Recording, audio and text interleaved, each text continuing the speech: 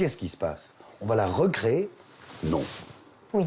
Alors un cousin très proche de la variole, effectivement, un virus qui, lui, infecte le cheval. Ce sont des chercheurs canadiens qui ont annoncé ça en 2017. Ils ont recréé entièrement ce virus en laboratoire et surtout, ils affirment qu'ils auraient très bien pu et pourraient à l'avenir recréer le virus de la variole, celui qui infecte l'humain, tout aussi facilement. C'est totalement dingue. On nous répète, l'OMS le répète que la variole est éradiquée, ça y est, c'est fini, et eux, ils remettent ça. Ils recréent le truc. Mais pourquoi ils font ça? Alors effectivement, certains disent que c'est un coup médiatique presque de mauvais goût. Ça ressemble, oui. En tout cas, ça a l'intérêt de soulever vraiment un débat et sur les dangers de la biologie de synthèse. Biologie de synthèse, c'est recréer des organismes vivants. C'est ça. Et la technologie au centre de cette biologie de synthèse, c'est le tricot. Alors un tricot particulier, un tricot moléculaire, c'est vraiment tricoter de l'ADN. Pour rappel, l'ADN, c'est la molécule à la base des génomes de tous les organismes vivants et de nombreux virus.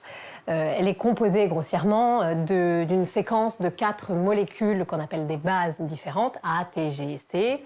Et on connaît aujourd'hui la séquence des génomes de très nombreux organismes, notamment l'humain depuis 2003. Oui.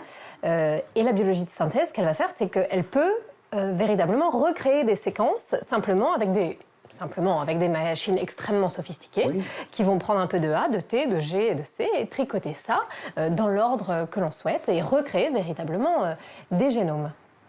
Est-ce qu'on peut synthétiser tout comme ça? Alors pour l'instant, les chercheurs s'arrêtent aux microbes, aux bactéries, aux virus. Par exemple, pour les virus, ce qu'ils ont fait, c'est qu'ils ont inséré ce génome viral, donc virus cousin de la variole, dans des cellules de mammifères en culture. La molécule, une fois insérée dans la cellule, s'est comportée exactement comme un virus naturel qui aurait été créé par multiplication dans la nature. C'est-à-dire qu'il va détourner la machinerie cellulaire, il va se multiplier, il va s'extraire ensuite de la cellule en créant sa propre enveloppe et il va pouvoir aller infecter de nombreuses autres cellules. On se retrouve véritablement avec des virus, là, simplement en insérant la molécule dans une cellule de mammifère, on se retrouve avec plein de virus capables d'infecter exactement comme un virus naturel. Ça avait déjà été fait pour d'autres virus?